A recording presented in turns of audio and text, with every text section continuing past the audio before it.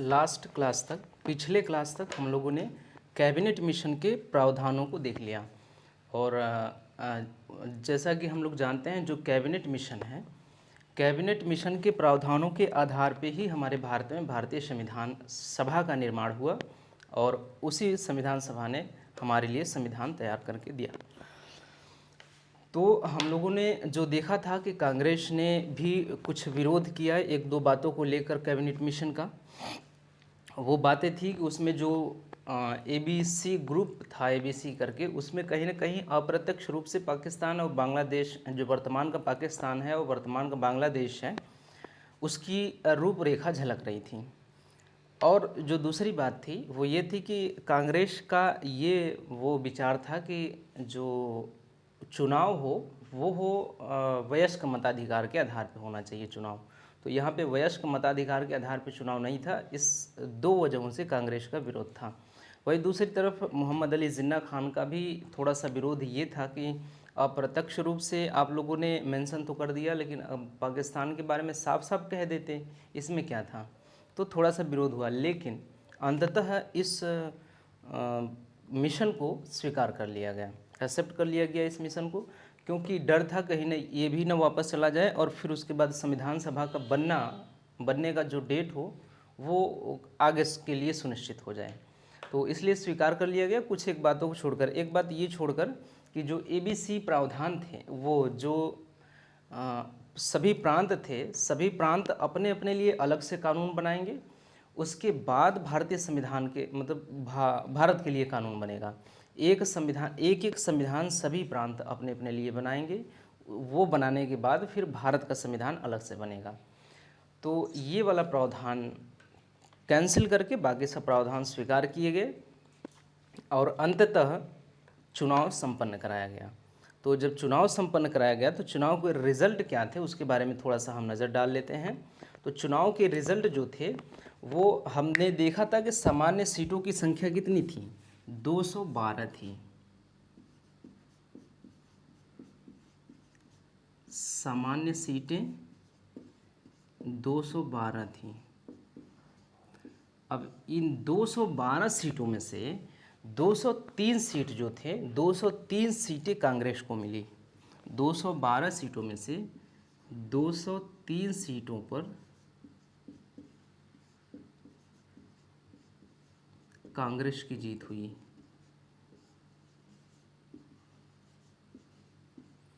कितनी सीटों पे? 203 सीटों पे कांग्रेस की जीत होती है। उसके बाद हम लोगों ने देखा कि मुस्लिम सीटों की संख्या कितनी थी, तो मुस्लिम सीटों की संख्या थी 80। उसमें से 73 सीटें जो हैं वो मुस्लिम लीग को मिली, मोहम्मद अली जिन्ना खान की पार्टी को मिली। तो मुस्लिम लीग जो मुस्लिम सीटें थी,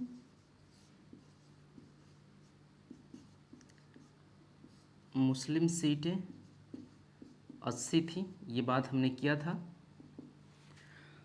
और इनमें से 73 सीटों पर मुस्लिम लीग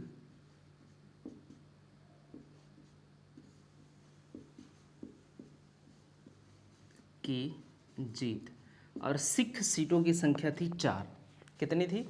सिख सीटों की संख्या थी 4, और इसमें भी 73 सीटें इनको मिली मुस्लिम लीग को, और 4 सीटें यहाँ से कांग्रेस ने, यहाँ से भी 4 सीटें प्राप्त कर लीं, और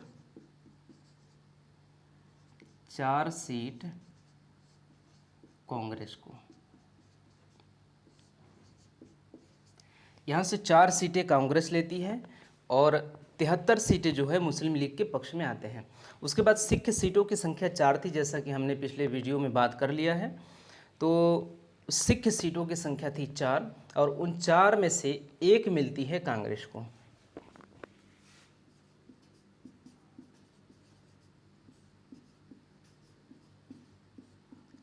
सिख सीटें 4 थीं, इनमें से 1 सीट पर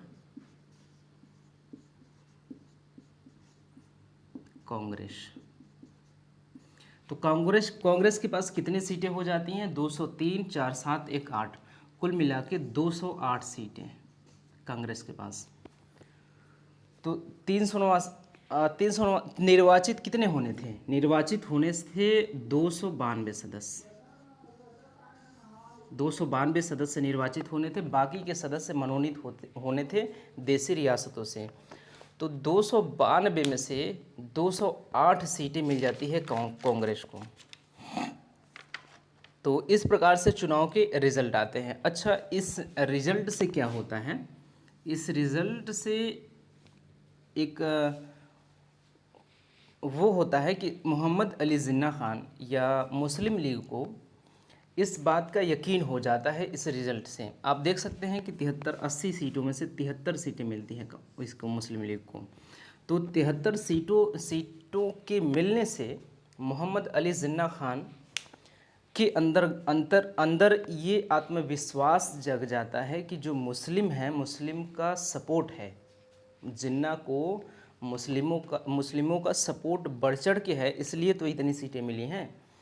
तो इससे एक बात स्पष्ट हो गई, इस चुनाव के परिणाम से एक बात स्पष्ट हो गया कि मोहम्मद अली जिन्ना खान को मुस्लिमों का सपोर्ट, मुस्लिमों का समर्थन बढ़ चढ़ के है। तो इससे क्या हुआ कि मोहम्मद अली जिन्ना खान ने क्या किया कि पाकिस्तान की मांग को और बढ़ा दिया और ज़ोरों शोरों से मांग उठाने लगे पाकिस्तान को लेकर। क्यों? क्योंकि इनको इस रिज़ल्ट से पता चल गया था कि मुस्लिमों का साथ इनको मिलने वाला है भरपूर तरीके से। तो इसलिए इन्होंने क्या किया कि पाकिस्तान की मांग को अपने ज़ोरों शोरों से चलाया और फिर अंततः हुआ क्या कि पाकिस्तान की मांग को कर लिया गया स्वीकार। क्या कर लिया गया? स्वीकार।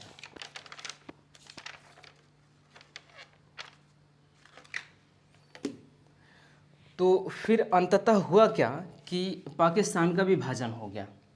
हम लोगों ने अभी कुछ बातें छोड़ी हैं, जब संविधान सभा पढ़ रहे थे तो हम लोगों से छूट गई थी। अगस्त प्रस्ताव छूटा हुआ था और फिर उसके बाद जैसे क्रिप्स मिशन है, कैबिनेट मिशन है, तो ये सब आए और फिर ये विफल क्यों हो गए और किन परिस्थितियों की वजह से भारत में आए, इन सारी चीज़ों की चर्चा हम लोगों को इतिहास में अभी विस्तार से करना है।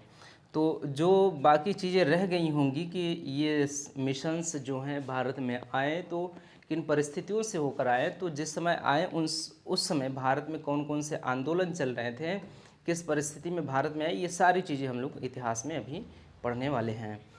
तो हम बात कर रहे थे यहाँ पे कि मोहम्मद अली जिन्ना खान की मांग तीव्र हो जाती है और तीव्र मांग को देखते हुए अंततः ये स्वीकार कर लिया जाएगा कि ठीक है, हो जाए पाकिस्तान का बंटवारा। तो भारत और पाकिस्तान का बंटवारा होता है, देश का विभाजन होता है। आफ्टर द पार्टीशन जो सीट है, सीटों की संख्या हो जाती है 299, 389 में से। ये चीज़ अलग है, 389 सीटों का प्रावधान था, 389 सीटों का प्रावधान था। इनमें से पार्टीशन के बाद, विभाजन के बाद क्या होता है? विभाजन के बाद सीटों की संख्या हो जाती है 299। 299 में से क्या था कि 229 जो हैं वो क्या थे? वो निर्वाचित होने थे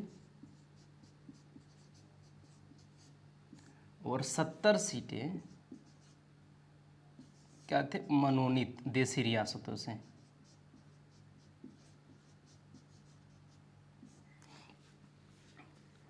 तो इस प्रकार से सीटों की संख्या हो गई 299। तो 299 सीटों की संख्या हो गई और 229 जिनमें से निर्वाचित थे और 70 थे मनोनीत, जिनको देशी रियासतों से मनोनीत करना था, जिनको आना था संविधान सभा में। तो यहाँ तक की बातें हो गई। हमने देखा कि चुनाव के परिणाम आए। चुनाव के परिणाम इस तरह से थी कि सामान्य सीटों की संख्या थी 212। उन 212 सीटों में से 203 सीटें कांग्रेस को मिलती हैं।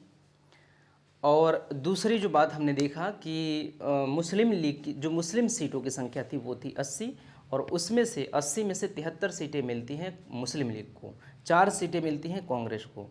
उसके बाद सिख सीट की संख्या जो है वो 4 होती है, 4 में से 1 मिलती है कांग्रेस को। इस प्रकार से कुल मिला के 203, 4, 7, 8 सीटों 208 सीटों पे कांग्रेस की विजय होती है, कांग्रेस जीतती है 293 में से। तो उसके बाद यहाँ से मोहम्मद अली जिन्ना खान को एक आत्मविश्वास हो जाता है कि मुस्लिम हमारे साथ है, हमारे समर्थन में है, इसलिए ये अपने पाकिस्तान की मांग को और तीव्र करते हैं और इनकी तीव्रता को देखते हुए, इनके मांग की तीव्रता को देखते हुए पाकिस्तान और भारत की विभाजन को स्वीकार कर लिया गया और अंततः हमारे देश का विभाजन होता है। और विभाजन के बाद जो सीटों की संख्या बच जाती है, कुछ सीटों वहाँ पे चली जाती हैं, तो इस प्रकार से सीटों की संख्या जो बचती हैं वो होती हैं 299, जिसमें से 229 सीटों का निर्वाचन होना था और 70 सीटें जो है मनोनीत होकर आने थे देसी रियासतों से। यहाँ तक की बातें हमारी हो गई। यहाँ पे क्या है कि अब क्या है, यही 299 लोग मिलके हमारे संविधान का निर्माण करेंगे। तो यहाँ तक की बातें हो गई कंप्लीट, और 299 लोग मिलके अब हमारे संविधान का निर्माण करने जा रहे हैं। तो संविधान का निर्माण जो है, एक तरह से आप इस बात को याद रखिएगा कि संविधान का निर्माण जो हुआ 299 लोगों ने मिलके अब संविधान का निर्माण करेंगे। और कैसे करेंगे? संविधान का निर्माण जो है, संविधान का निर्माण सर्वसम्मति से होना था। सर्वसम्मति से होना था। इस बात को आप याद रखें, बहुमत से नहीं हो रहा था संविधान का निर्माण। जो भारत में संविधान का निर्माण हुआ बहुमत के आधार पर नहीं हुआ था, वो सर्वसम्मति के आधार पर हुआ था। सर्वसम्मति का तात्पर्य ये है कि सभी के सहमति से, अगर कोई भी प्रावधान मान लेते हैं कि जैसे संविधान बन रहा है, किसी प्रावधान को संविधान में जोड़ना है, तो उस प्रावधान को लेकर 299 के 299 पूरे के पूरे सदस्य अगर समर्थन में होंगे, तब जाके वो प्रावधान कानून में, संविधान में लागू किया जाएगा। अगर 298 सदस्य राज़ी हैं कि ये संविधान में होना चाहिए, सिर्फ एक सदस्य नहीं राज़ी है, तो भी वो लागू नहीं होगा। फिर सभी 298 मिलकर उसको समझाएंगे, उसके फ़ायदे को समझाएंगे, उसकी आवश्यकता को समझाएंगे। वो जाके 99वां जो सदस्य होगा वो जाके मानेगा, तब जाके वहाँ पे इसको शामिल किया जाएगा। अगर वो नहीं माना तो फिर नहीं शामिल होगा। सर्वसम्मति से हुआ था, बहुमत से नहीं कि बहुमत ज़्यादा लोग जिस प्रावधान की तरफ गए वो प्रावधान लागू हो गया, ऐसी बातें नहीं थी। सर्वसम्मति 299 के 299 सदस्य उस पर सहमत होते, तब जाके संविधान में वो शामिल होता। तो ये इस प्रकार से था। संविधान का निर्माण जो हुआ सर्वसम्मति से होना था। यहाँ तक की बातें हमारी हो जाती हैं कंप्लीट। आगे बढ़ते हैं, देखते कि होता क्या है।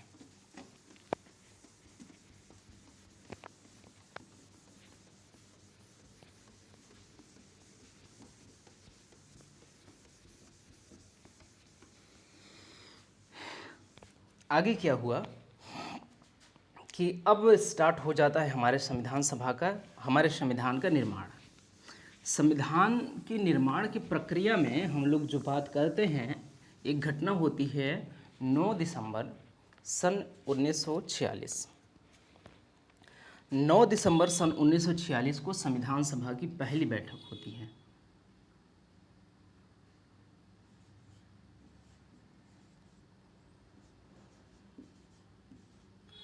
9 दिसंबर 1946 को क्या होता है, संविधान सभा की पहली बैठक आयोजित की जाती है। पहली बैठक तो हुआ क्या, इस बात को देखिए कि जो पहली बैठक हुई संविधान सभा की 9 दिसंबर सन 1946 को, चूँकि पहली बैठक थी तो कुछ व्यवस्था यहाँ पे ठीक ठाक था नहीं। व्यवस्था का मतलब ये है कि कोई अध्यक्ष नहीं था, कोई इस प्रकार से जैसे किसी भी संस्था का, किसी भी चीज़ का कोई भी चीज़ होता है तो उसके अध्यक्ष होते हैं, तो नहीं थे। तो आनन फानन में तत्कालीन उस दिन के कार्यवाही को आगे बढ़ाने के लिए एक अध्यक्ष की आवश्यकता थी।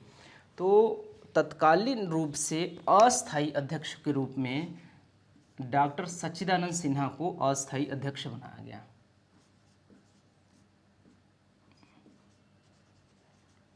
डॉक्टर सच्चिदानंद सिन्हा अस्थायी अध्यक्ष। तो डॉक्टर सच्चिदानंद सिन्हा को यहाँ पे संविधान सभा का अस्थायी अध्यक्ष के रूप में चुना गया। तो पहली बैठक होती है संपन्न 9 दिसंबर सन 1946 को पहली बैठक आयोजित की गई। एक मिनट, एक चीज़ देखते हैं।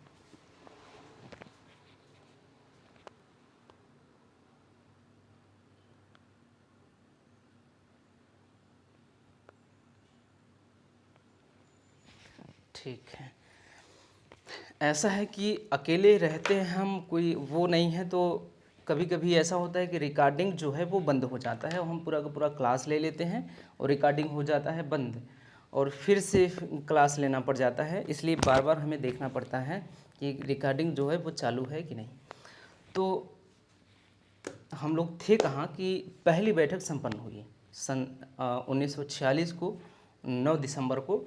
और यहाँ पे सच्चिदानंद सिन्हा को अध्यक्ष क्यों चुना गया, यहाँ पे कुछ जो योग्यता नहीं देखी गई कि कितनी योग्यता होनी चाहिए, कितना पढ़ाई लिखाई, ये सारी चीज़ें नहीं थी। इस आधार पे चुन लिया गया कि जो सच्चिदानंद सिन्हा थे वो सबसे सीनियर व्यक्ति थे, सबसे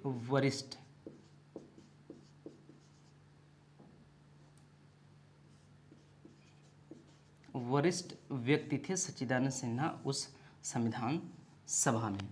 उस संविधान सभा के सभी सदस्यों में से सबसे वरिष्ठ, अब तुरंत का तुरंत चुनना था तो कोई भी आधार लेते तो यही आधार ले लिया गया कि सबसे वरिष्ठ जो है व्यक्ति वही संविधान सभा का अध्यक्ष होगा आज के दिन कम से कम। तो इस आधार पे सच्चिदानंद सिन्हा उस संविधान सभा के सदस्यों में सबसे वरिष्ठ सदस्य थे, इसलिए उन्हें उस समय अस्थायी अध्यक्ष के रूप में चुन लिया गया। उसके बाद अगली बैठक का आयोजन होता है 11 दिसंबर 1946 को।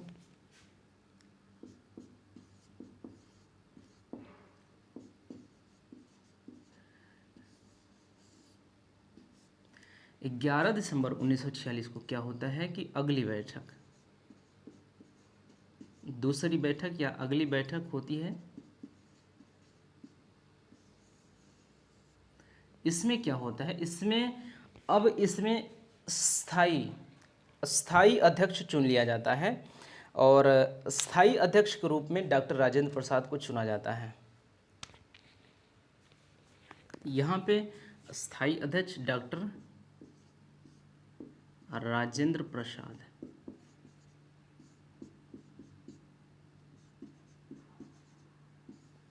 ये क्या होते हैं, ये होते हैं स्थायी अध्यक्ष।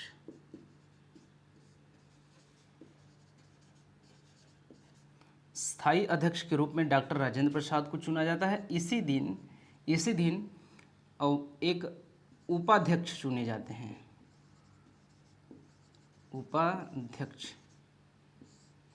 उपाध्यक्ष के रूप में चुना जाता है H.C. मुखर्जी।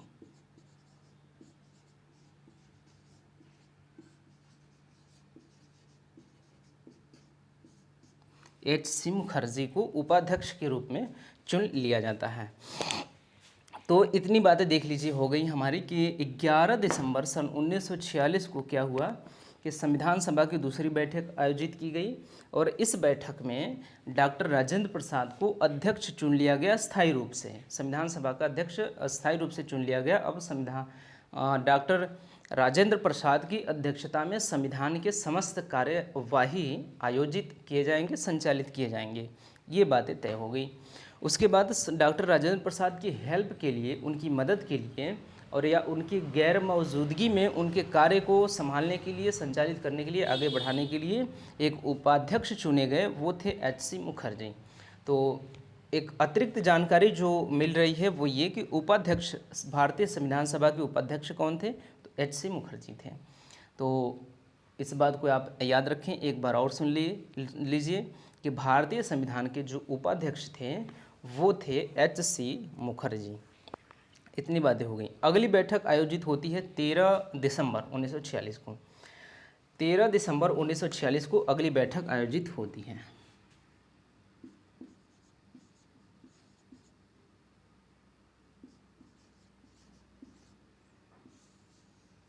तो यहाँ पे क्या होता है, यहाँ पे होता है कि पंडित जवाहरलाल नेहरू द्वारा ये एक प्रस्ताव रखा जाता है। उस प्रस्ताव में था क्या, उस प्रस्ताव में था कि ये जो संविधान सभा होगी दरअसल ये किस उद्देश्यों को पूरा करने के लिए काम करेगी।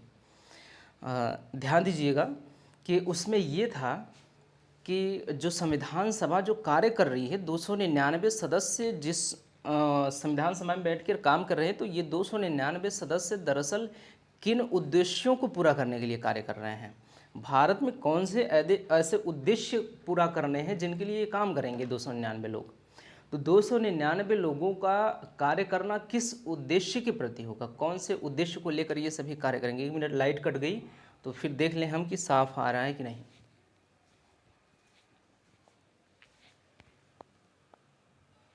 ठीक है, बिना लाइट का भी वैसे ही दिख रहा है। तो आप देखिएगा कि उस प्रस्ताव में था क्या कि 299 सदस्य दरअसल जिस उद्देश्य के लिए काम करेंगे वो उद्देश्य कौन कौन से थे, वो सारे सारे उद्देश्य उस प्रस्ताव में था।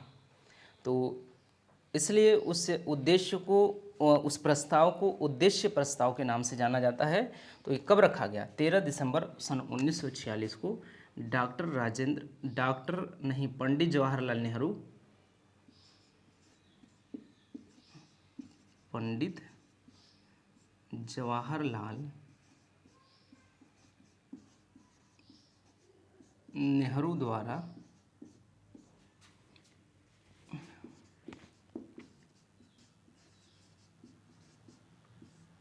संविधान सभा में उद्देश्य प्रस्ताव रखा गया।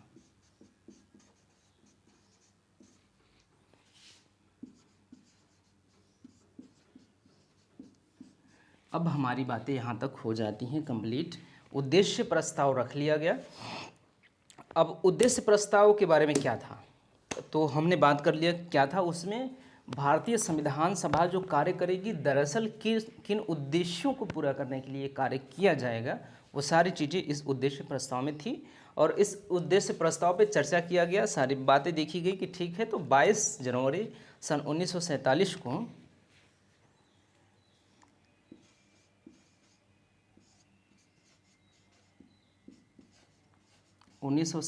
को इस उद्देश्य प्रस्ताव को स्वीकार कर लिया गया।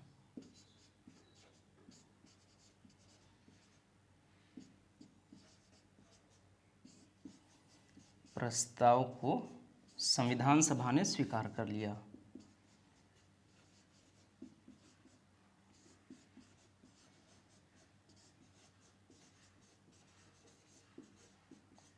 स्वीकार कर लिया।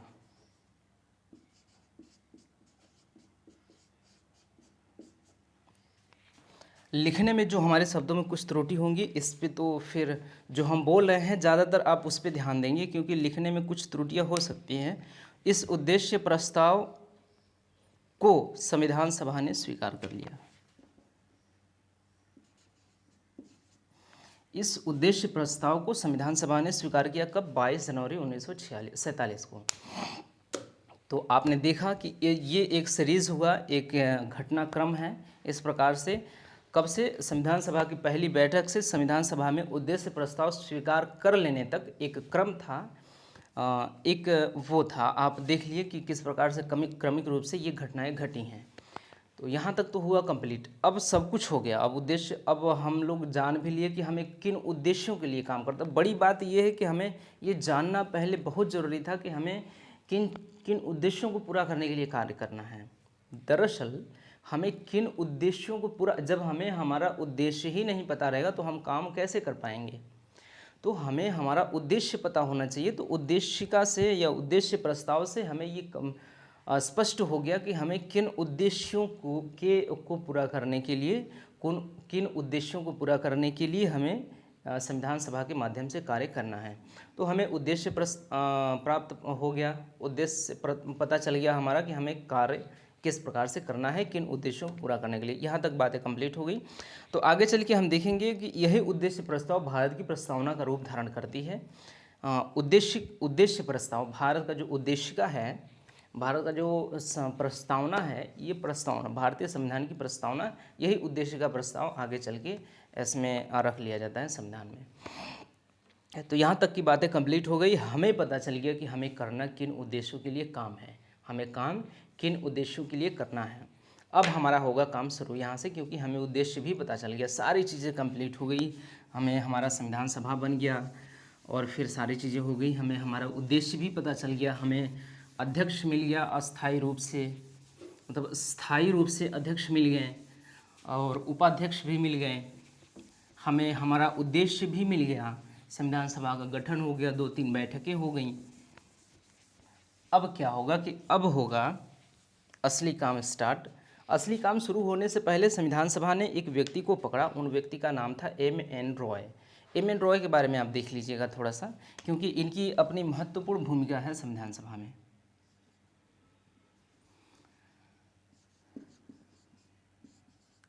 M.N. रॉय।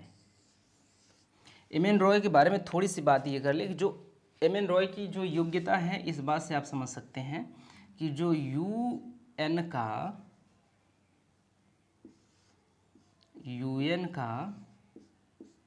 जो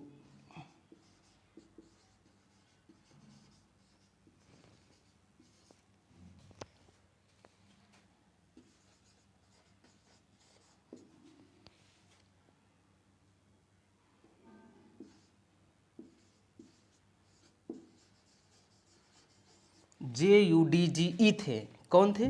जज थे।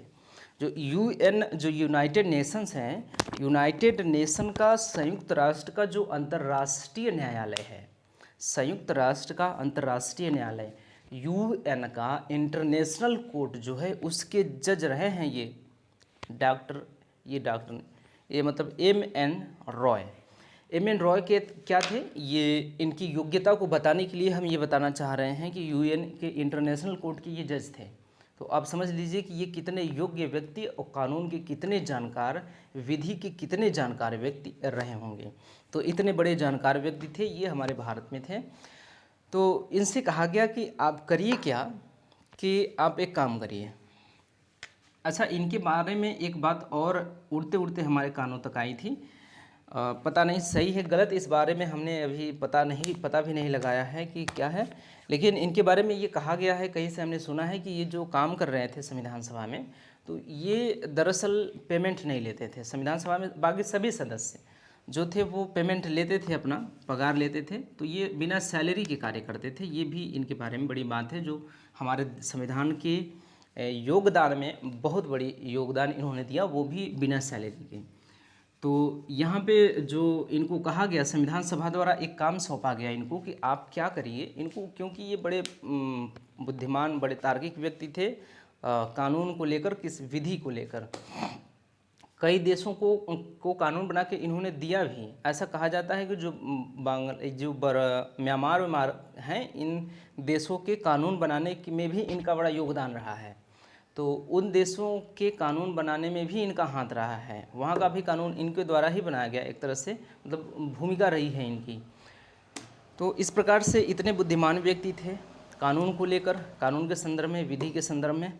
तो इनसे कहा गया कि आप करिए क्या, कि आप दुनिया के समस्त देशों के, दुनिया के लगभग बड़े बड़े देश जिसके जैसा लगे, आपको जैसा लगे कि किस देश का संविधान हमें पढ़ना चाहिए, तो आप उस देश के संविधान को पढ़िए, समझिए, जानिए, वहाँ के समाज को पढ़िए, जानिए, और देखिए कि क्या वहाँ का संविधान जो है, वहाँ का समाज कैसा है, वहाँ का संविधान कैसा है, दोनों आप जानेंगे तो आप ये जान पाएंगे कि वहाँ के समाज के लिए कैसा संविधान सही से चल रहा है, कैसा संविधान है जो ऐसे समाज को सही से चला पा रहा है।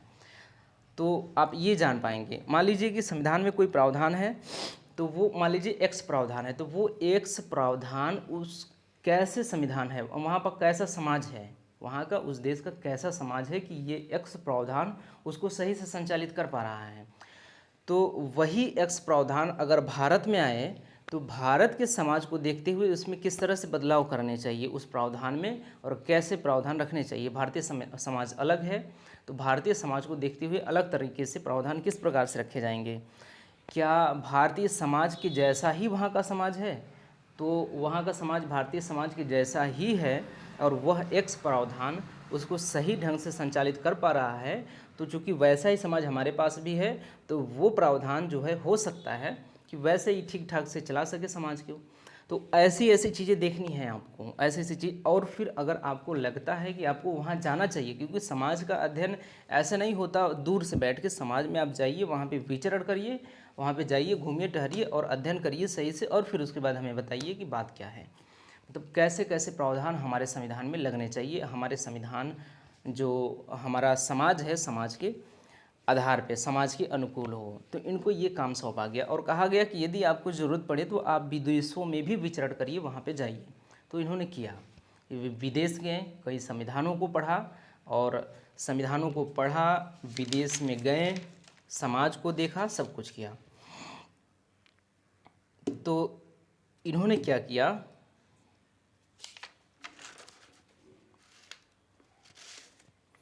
ये सारी चीज़ें की। ये सारी चीज़ें करने के बाद अक्टूबर 1947 में इन्होंने अपना जो रिपोर्ट है वो सौंप दिया। अक्टूबर 1947 में इन्होंने क्या किया कि इन्होंने संविधान के निर्माण के लिए रॉ मटेरियल सौंप दिया। रॉ मटेरियल, कच्चा माल सौंप दिया संविधान के निर्माण के लिए। इन्होंने B.N. राव ने, इन्होंने सभी देश में ये गए, विचरण किए, वहाँ के संविधान को पढ़ा, वहाँ के समाज को पढ़ा, और सब कुछ पढ़ने के बाद इनको जो जो चीज़ें लगी प्रावधान की हमें हमारे संविधान में इस तरह से होना चाहिए, तो उसको निर्माण करने के लिए इन्होंने एक रॉ मटेरियल सौंप दिया, कच्चा माल सौंप दिया संविधान के निर्माण हेतु। तो जिसको हम लोग या इतिहास में वो प्रारूप के नाम से जाना जाता है। तो को संविधान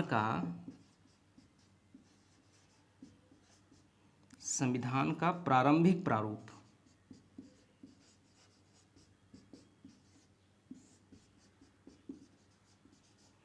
प्रारूप सौंप दिया।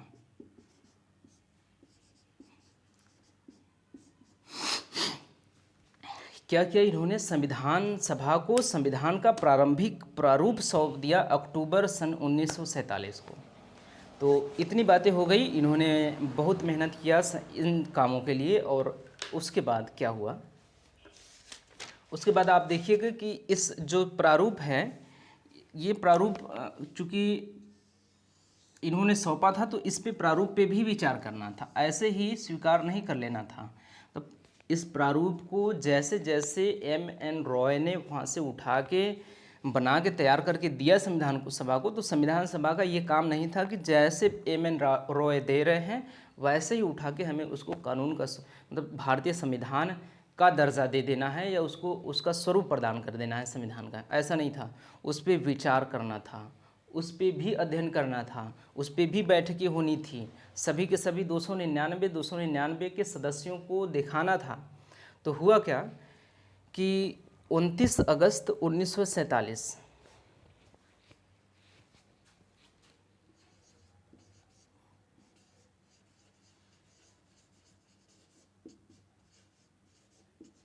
29 अगस्त 1947 को क्या हुआ कि प्रारूप समिति का गठन किया गया।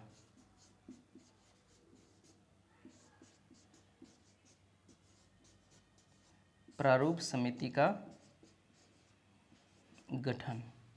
तो आप इस बात को याद रखें कि ये प्रारूप समिति क्यों गठित की गई।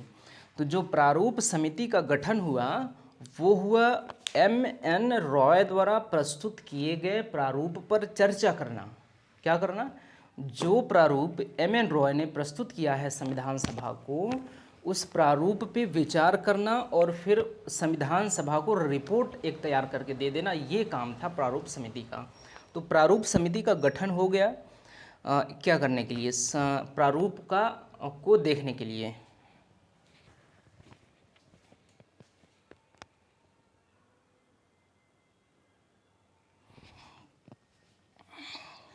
इस प्रारूप पे चर्चा परिचर्चा करने हेतु प्रारूप समिति का निर्माण होता है। यहाँ तक की बातें हो गई। अब थोड़ा सा प्रारूप समिति के बारे में देख लेते हैं। और एक बात और स्पष्ट कर देना चाहते हैं कि जो यहाँ पे हम लोग देख रहे हैं, तो यहाँ पे हम लोग करेंगे क्या कि जो प्रमुख समितियां हैं संविधान सभा को लेकर बनाई गई थी, उन प्रमुख समितियों को लेकर एक अलग से क्लास हमारा लिया जाएगा। इसी क्रम में जबकि हम ये संविधान सभा का निर्माण पढ़ रहे हैं, किस प्रकार से निर्माण होगा, उसके बाद हम लोग उद्देश्य प्रस्ताव में पहुँचेंगे, मतलब जो हमारी प्रस्तावना है उसमें पहुँचेंगे। प्रस्तावना की जो प्रमुख शब्द हैं और उन शब्दों पे एक एक शब्द पे शायद दो दो क्लास लग जाएं उसको विस्तारित व्याख्या करने के लिए। हम फिर से कह रहे हैं कि एक एक शब्द से, जैसे संप्रभुता शब्द है तो संप्रभुता शब्द का अर्थ क्या है, भारतीय संविधान में जहाँ पे ये लिखा गया है संप्रभुता शब्द, तो प्रस्तावना में जहाँ पे लिखा गया है वहाँ पे इसका क्या अर्थ है, भारतीय जनता को लेकर इसका क्या संबंध है, और फिर क्या हमारा देश सच में संप्रभु है या संप्रभु, हमारे देश की संप्रभुता पर अनेक प्रकार से सवाल भी उठाए गए, इतिहास में और वर्तमान में भी उठाए जा रहे हैं। तो उन सभी सवालों के बारे में हम लोग चर्चा करेंगे। दूसरी बात कि वर्तमान में संप्रभुता की चुनौतियां क्या हैं भारत में, इस बारे में चर्चा करेंगे, और फिर उसके बाद इसका निदान क्या है, इस सब चर्चा करेंगे। तो इतनी बड़ी चर्चा होने पर क्या होगा कि दो क्लास लग सकते हैं। जैसे अगर हम संप्रभुता उठा रहे हैं तो हो सकता है संप्रभुता के लिए हमारे दो क्लासेस लग जाएं। समाजवादी शब्द उठा रहे हैं तो हो सकता है दो क्लास या एक क्लास या 1.5 क्लास लग जाएं। तो इस प्रकार से हम संविधान सभा जो वो है प्रस्तावना, उसका अध्ययन करेंगे। तो एक क्रम चलेगा हम लोगों का, इस प्रकार से एक क्रम चलेगा, जो क्रम चल रहा है वो चलेगा। तो इसमें क्या है कि बीच में समितियों को लाना थोड़ा सा गड़बड़ लग रहा है, तो हम ऐसा नहीं है कि हम लोग समितियों को नहीं पढ़ेंगे, सभी समितियों को एक क्लास अलग से लिया जाएगा और उस क्लास को अलग से उसमें सिर्फ और सिर्फ सभी के सभी समितियों के बारे में चर्चा होगी कि किस समिति का क्या काम था, कौन से अध्यक्ष थे, कितने सदस्य थे, ये सारी चीज़ें हम लोग वहाँ पे चर्चा कर लेंगे। एक क्लास लेंगे भारतीय संविधान की समितियों के लिए, तो आप उस पर दबाव ना लीजिए, वो क्लास लिया जाएगा। लेकिन चूँकि क्रम में हमारे ये आता है कौन सा, ये प्रारूप समिति, जो कि बहुत ही महत्वपूर्ण है। बहुत ही महत्वपूर्ण इसलिए है कि प्रारूप समिति जो है, प्रारूप ही संविधान सभा का ये प्रारूप है। एक तरह से प्रारूप का मतलब जैसे आप ये समझ जाइए कि ये जो सटीक उदाहरण तो नहीं है, लेकिन आप ये समझ लीजिए कि जैसे किसी पुस्तक को आप खोल रहे हैं तो उस पुस्तक का जो पहला पेज होता है, पहला दूसरा या तीसरा, जिसमें पाठ्यक्रम लिखा होता है, तो उस पाठ्यक्रम को देखने के बाद आपको पता चल जाता है कि अंदर क्या होगा। तो दरअसल वो जो पाठ्यक्रम है उस पुस्तक का क्या है, प्रारूप है। वो पाठ्यक्रम ही उस पुस्तक का प्रारूप है, वो बताता है कि इसमें अंदर क्या है। तो उस प्रारूप ही है, ये प्रारूप है। तो प्रारूप के आधार पे ही संविधान सभा का निर्माण है, संविधान का निर्माण है। तो प्रारूप समिति को पढ़ना महत्वपूर्ण है। तो यहाँ पे देख लेते हैं, जब समितियों को देखेंगे तो वहाँ पे प्रारूप समिति को नहीं देखेंगे, क्योंकि हमारा यहाँ पे हो जा रहा है। तो प्रारूप समिति के बारे में हम लोग देखें तो प्रारूप समिति का गठन हम लोगों ने देख लिया कब हो गया। उसके बाद अब हम लोग ज़्यादा कुछ नहीं देखना है, हम लोगों ने ये भी देख लिया है कि प्रारूप समिति का काम क्या था। बस हमें ये देखना है कि प्रारूप समिति में सदस्य कौन कौन थे। तो प्रारूप समिति में सदस्य जो थे वो थे पहले नंबर पे डॉक्टर भीमराव अंबेडकर।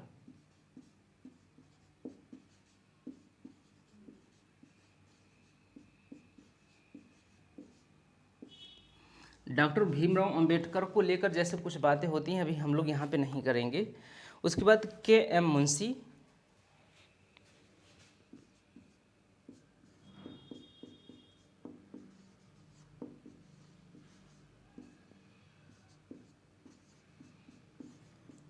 गोपाला स्वामी अयंगर, गोपाल स्वामी,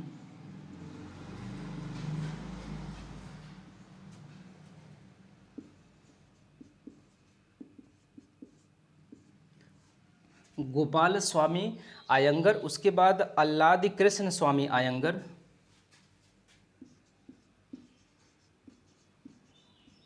अल्लादी कृष्ण स्वामी अयंगर। 1 2 3 4 3 और थे। गोपाल मोहम्मद सादुल्ला, मोहम्मद सादुल्ला,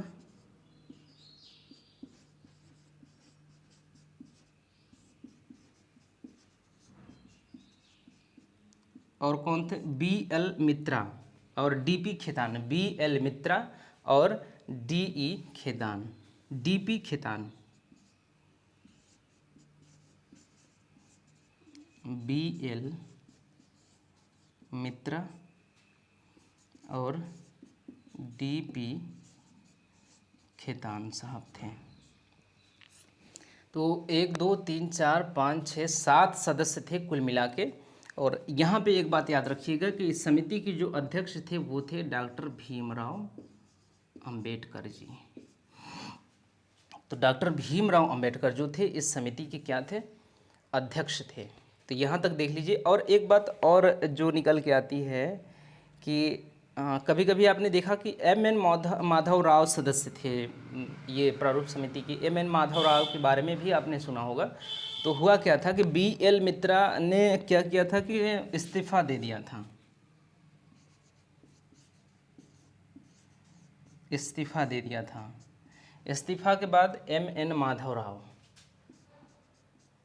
M.N. माधव राव फिर अगले सदस्य बनते हैं प्रारूप समिति को। इसके बाद एक और व्यक्ति का नाम सुनते हैं आप लोग, T.T. कृष्णमाचारी।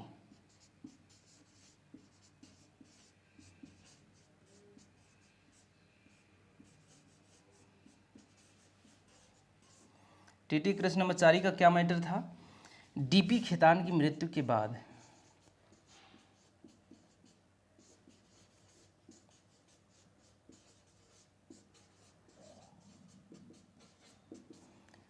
कौन बनते हैं, T.T. कृष्णमाचारी।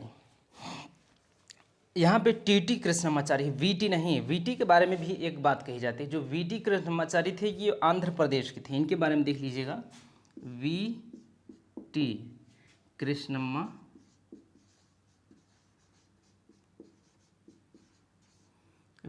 कृष्णमाचारी, ये अतिरिक्त जानकारी है और महत्वपूर्ण जानकारी है, क्योंकि लगभग मतलब और पुस्तकों में ये जानकारी नहीं देखने को मिलती है कि V.T. कृष्णमाचारी दरअसल कौन थे। तो V.T. कृष्णमाचारी कौन थे, V.T. कृष्णमाचारी को 1938 में संविधान सभा का दूसरा उपाध्यक्ष बनाया गया। 1948 में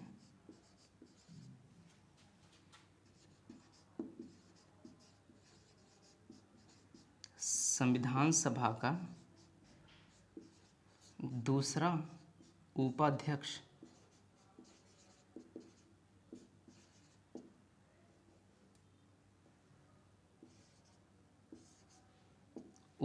इनको बनाया गया। ये थे कहाँ के, ये थे आंध्र प्रदेश के। तो इस बारे में भी आप याद रखेंगे, V.T. कृष्णमाचारी कोई और है, T.T. कृष्णमाचारी कोई और है। T.T. कृष्णमाचारी गुजरात या राजस्थान के थे, आप देख लीजिएगा गुजरात के थे या तो फिर राजस्थान के थे। तो जो T.T. कृष्णमाचारी थे वो अलग व्यक्ति थे। उन्होंने, वो कौन थे, वो प्रारूप समिति के क्या थे, अध्यक्ष थे, प्रारूप समिति के सदस्य थे T.T. कृष्णमाचारी। और V.T. कृष्णमाचारी देख लीजिए कि V.T. कृष्णमाचारी आंध्र प्रदेश के थे और इनको भारतीय संविधान सभा का दूसरा उपाध्यक्ष बनाया गया था 1948 में। इस बात को याद रखिएगा। तो यहाँ तक की बातें हमारी कंप्लीट हो गई हैं। अब क्या करना था, इस समिति का काम क्या था। इस समिति ने 114 दिन काम किया। 114 दिन क्या किया, इस संविधान, इस पे 114 दिन, 114 डेज इस पे चर्चा और परिचर्चा किया। किस पे, जो V.N. राव ने जो प्रारूप सौंपा था संविधान सभा को, उस प्रारूप पे इस समिति ने 114 दिन काम करने के बाद अंततः 26 अक्टूबर 1946 को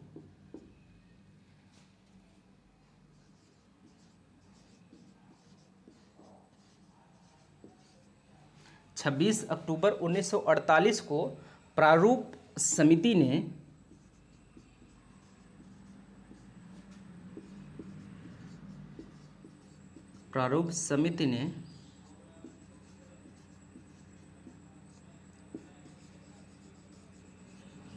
अपना रिपोर्ट सौंप दिया। क्या किया, अपना रिपोर्ट सौंप दिया। 114 दिन काम किया इस पे, 114 दिन प्रारूप पे काम किया। उस प्रारूप पे जो V.N. राव ने सौंपा था उस पे 114 दिन काम करने के बाद 114 दिन काम करने के बाद सौंप दिया 26 अक्टूबर सन 1948 को। तो यहाँ पर हो गई 114 दिन काम हुआ प्रारूप पे, उस पर जो बी एन राव ने सौंपा था, और प्रारूप समिति संविधान को एक प्रारूप भी मिल गया, प्रारूप अंतिम रूप से प्रारूप मिल गया। तो यहाँ पे क्या था कि हम लोग जो हालांकि इस बात से तटस्थ होकर हम लोग बात करेंगे कि क्या, जैसे इस प्रकार की बात आप लोगों को सामने आते होंगे, देखने को मिलती होंगी कि जो डॉक्टर भीमराव अंबेडकर थे, ऐसा सवाल अगर सामने आता है, वैसे ऐसे सवाल भी हम लोगों ने काफ़ी पढ़े होंगे कि जो संविधान है, संविधान के लेखक कौन है, तो संविधान को किसने लिखा था। तो ये बात उत्तर निकल के आता है डॉक्टर भीमराव अंबेडकर। तो ये इस पे इन सब बातों पे क्या चर्चा करना है, क्योंकि हमको इन पे तटस्थ हो गए, कभी अगर मौका मिलेगा तो इन सब बातों पे हम लोग चर्चा कर लेंगे, यहाँ पे नहीं करेंगे। और फिर दूसरी बात ये है कि तो इनके पक्ष में जो है वो, और पहली बात एक बात आप याद रखिएगा कि कभी ज़िंदगी में अपने जीते जी खुद डॉक्टर भीमराव अंबेडकर ने इस जो ये इनको कहा जाता है, ये अपने ऊपर नहीं लिया कि हमने संविधान को लिखा है। इन्होंने खुद इस बात को स्वीकार किया है कि जैसे समस्त सदस्य थे वैसे हम भी थे, हमें जो काम सौंपा गया हमने उनका उस काम को का जो वो जिम्मेदारी था उसको निभाया। तो ये सब बातें हम लोग अभी यहाँ पे नहीं कर। और दूसरी बात आप या एक बात और याद रखें कि जो व्यक्ति है एम एन रॉय जिन्होंने बिना सैलरी के देश विदेश जाते हैं, वहाँ के समाज को पढ़ते हैं, वहाँ के संविधान को पढ़ते हैं, और वो एक प्रारूप तैयार करके देते हैं संविधान सभा के लिए। और उसी प्रारूप पे प्रारूप समिति काम करती है 114 दिन के लिए, 114 दिनों तक काम करती है, और 114 दिनों के काम करने के बाद फिर वही प्रारूप आ जाता है संविधान सभा में। क्योंकि इतना बड़ा योगदान रहा है डॉक्टर मतलब उनका एम एन रॉय का, तो कहीं उनका नाम चर्चा देखने को नहीं मिलता। तो ये सब कुछ और बातें हैं, ये सब बातें हम लोग अभी कहीं और करेंगे, यहाँ पे नहीं। लेकिन आप इस बात से भी इनकार नहीं कर सकते कि जो डॉक्टर भीमराव अंबेडकर थे, बेहद पढ़े लिखे, बेहद बुद्धिमान, उनके मतलब बुद्धिमानिता का कोई हद नहीं था। और दूसरी बात, एक प्रखर और तार्किक व्यक्ति जो थे, और बड़े बुद्धिमानों में से एक व्यक्ति थे। ढेर सारे इन्होंने भी ढेर सारे देशों का के संविधान का अध्ययन किया। अर्थशास्त्री थे, लेखक थे, क्या नहीं थे, अर्थशास्त्री थे, लेखक थे, और ये राजनीतिज्ञ थे, दर्शन शास्त्री भी थी। यद्यपि इन्होंने अपना एक दर्शन अलग से तैयार किया, ऐसा कुछ है, मतलब कि उनसे संबंधित है, जो बौद्ध धर्म से कुछ संबंधित है, तो अपना एक नया धर्म शुरू किया। तो इस प्रकार से वो दर्शन शुरू किया, नया दर्शन शुरू किया। तो एक दर्शन शास्त्री, एक अर्थशास्त्री, इन्हीं के सुझाव पे, इन्हीं के मतलब सुझावों के आधार पे भारत में इसका आरबीआई का गठन हुआ है। तो आप कह सकते हैं कि बेशक बहुत बड़े बुद्धिमान थे, इस बात को नकारा नहीं जा सकता। और दूसरी बात ये भी आप नहीं नकार सकते, लेकिन नकार चुके हैं, सभी लोगों ने नकार दिया है कि एम एन राव का कोई भूमिका नहीं, क्योंकि एम एन रॉय का कहीं नाम, हालांकि और सदस्यों का नाम नहीं आता, और भी 299 सदस्य हैं, उन सब के बारे में नहीं बात की जाती, हालांकि जबकि उन सब का भी योगदान उतना ही है। क्योंकि आप ये नहीं कह सकते कि संविधान का निर्माण जैसे कि कैसे हो सकता है, ये बताइए। हमने कहा कि सर्वसम्मति से संविधान का निर्माण हुआ है। सर्वसम्मति, एक भी प्रावधान ऐसा नहीं है जिसमें सभी का सहमति न हो। यदि एक व्यक्ति भी असहमत होता उस प्रावधान पे, तो एक भी वो प्रावधान संविधान नहीं होता। ये इसका मतलब एक प्रावधान पे 299 के 299 सदस्य सहमत थे, तो कहीं न कहीं योगदान लगभग सबका बराबर था। हालांकि थोड़ा बहुत कम बेसी इधर उधर हो सकता है, क्योंकि इन लोगों का अतिरिक्त काम सौंप दिया गया, एक प्रारूप समिति पे काम करने के लिए, एक संविधान सभा में अलग से काम करने के लिए। तो अतिरिक्त काम का बोझ इन लोगों ने उठाया। तो थोड़ा बहुत ऊपर नीचे जो काम की भूमिका है, जो जिम्मेदारी है, वो निभाना ऊपर नीचे हो सकता है, लेकिन लगभग तो सभी का योगदान रहा है। तो आप इससे भी इनकार नहीं कर सकते, और एम एन रॉय की भूमिका को भी आप इनकार नहीं कर सकते, लेकिन कर चुके हैं। तो ये एक बहुत बड़ी डिबेट है, बहुत बड़ी चर्चा है। तो इस बहुत बड़ी चर्चा पे हम लोग बीच में छोटी सी चर्चा में हम लोग नहीं निपटा देंगे। तो हम लोग कभी और दोनों पक्ष, तीनों पक्ष, चारों पक्ष, जितने पक्षों के सारे पक्ष, और तार्किक आधार पे और सबूतों के आधार पे हम लोग बात करेंगे, जब कभी इस बारे में चर्चा करेंगे। और हम कहते हैं चर्चा करेंगे, कभी न कभी समय मिलेगा तो ये सारी चीज़ें हो गई। अब देखिए कि वही समिति है, एक बात और इसके बाद देखिए क्या होता है कि समितियां का जो संविधान सभा का वाचन है, एक बार हम देख ले, फिर वहाँ से रिकॉर्डिंग चालू है कि नहीं।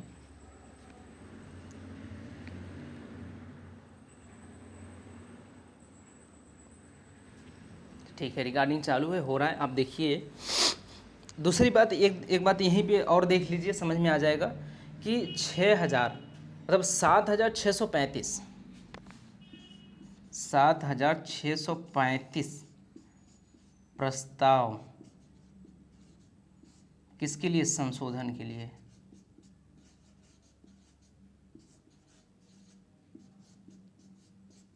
संशोधन के लिए रखे गए। इसमें से स्वीकार किए गए 2,774 2,473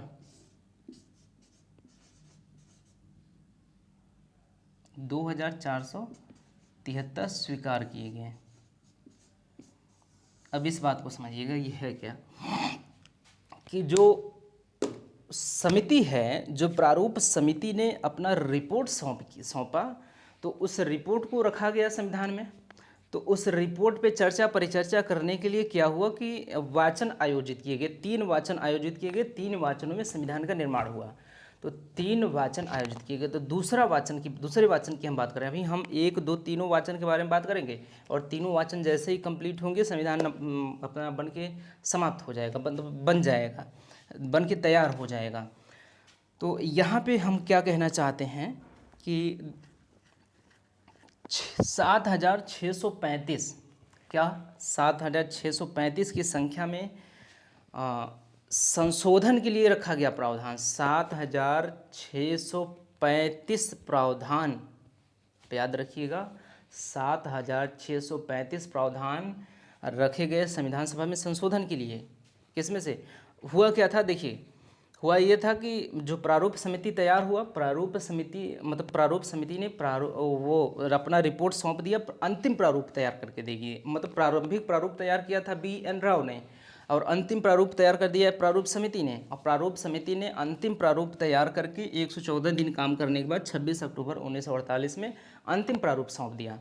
तो इस अंतिम प्रारूप में था क्या कि जितने भी प्रावधान थे उन सभी प्रावधानों में से 7,635 प्रावधान रखे गए संशोधन के लिए, कि ये दूसरा चीज़ होना चाहिए। अब आप कह सकते हैं कि क्या वही जो समिति तैयार करके दिया था, जो प्रारूप इस प्रारूप समिति ने तैयार करके दिया था, वही थोड़ी न है। वही कहाँ एज इट इज़ स्वीकार कहाँ कर लिया गया? एज इट इज़ स्वीकार अगर कर लिया गया होता तो होता क्या? देखिए, अगर जैसे कि तैसे स्वीकार कर लिया जाता तो सर्वसम्मति की बात ही नहीं होती। कहाँ होता सर्वसम्मति? ये तो 7 लोगों की सहमति का संविधान होता। ऐसे सवाल उठ सकते थे भविष्य में। आप ये कह सकते हैं कि अगर ऐसा होता कि इसी प्रारूप को जैसे तैसे उठा के अगर संविधान में रख लिया जाता, उस पर चर्चा परिचर्चा नहीं होती, तो क्या कहा जाता? आज के दौर में यही कहा जाता कि ये संविधान दरअसल 299 लोगों द्वारा नहीं बनाया गया है। ये संविधान बनाया गया है 7 लोगों के द्वारा, और 7 लोगों द्वारा ही संविधान बनाया गया। ऐसी बातें होती, ऐसे नहीं था। ऐसा नहीं था कि जैसे ये सौंपा गया, ये प्रारूप जैसे जैसे सौंपा गया वैसे ही संविधान में रख दिया गया, ऐसा बिल्कुल भी नहीं था। इस पे बड़ी बड़ी चर्चाएं हुई हैं, बड़ी बड़ी बातें हुई हैं। इस प्रावधान को, इनमें से 7,635 देख रहे हैं कितना ढेर सारा प्रावधान रखा गया यहाँ पे संशोधन के लिए, और उनमें से आप देख सकते हैं 3,000 के आसपास 2,473 स्वीकार भी किए गए। इसका मतलब 2,473 जो संविधान प्रावधान थे वो बदल दिए गए। आप याद रखिएगा, इस बात को ध्यान दीजिएगा कि जो प्रारूप समिति ने जो प्रारूप दिया था अंतिम रूप से संविधान सभा को, उस प्रारूप में से 2,473 जो प्रावधान थे वो अलग कर दिए गए, हटा दिए गए, या उसको बदल दिए गए, तब जाके रखा गया। ऐसे ही नहीं रख लिया गया उसको। तो इस प्रकार से अगर ऐसे ही रख लिया जाता तो हम कहते हैं 7 लोगों द्वारा ये संविधान का निर्माण हुआ है। तो हम देख रहे हैं कि किसको हम वो दे सकते हैं, श्रेय दे सकते हैं कि निर्माण किया संविधान कैसे, मतलब। और दूसरी बात ये कि जो ये है इन लोगों का भी बड़ा योगदान रहा है प्रारूप समिति में। हालांकि इनका तो योगदान था ही, इनके योगदान को आप कभी ज़िंदगी में नहीं नकार सकते, लेकिन इन लोगों का भी अपना योगदान रहा है, क्योंकि प्रारूप समिति में वैसे ही ये लोग भी काम कर रहे थे, वैसे ही ये लोग भी। देखिए, अध्यक्ष का मतलब क्या होता है? अध्यक्ष जो है अंतिम रूप से किसी चीज़ को स्वीकार करेगा, अंतिम रूप से। जैसे कोई समिति है, समिति के समस्त जो सदस्य होंगे वो क्या करेंगे? अपनी राय रखेंगे, उस पर अध्ययन करेंगे और अपनी राय रखेंगे, उसको स्वीकार करके उस रिपोर्ट में रख लिया जाए, ये काम वो उनका अध्यक्ष का काम होता है। तो इसका मतलब ये भी काम करे थे उस समिति पे, लेकिन वो समिति भी 114 दिन काम किया गया। वही समिति है जिसको बी एन राव ने तैयार किया था, कोई और नहीं, वही समिति है, बी एन राव द्वारा तैयार किया गया। तो उस पर 7,635 क्या हुए? संशोधन के लिए रखे गए, और 4,000 मतलब 2,473 संशोधित भी किए गए। तो इस बात को आप ना भूलिएगा। और दूसरी बात,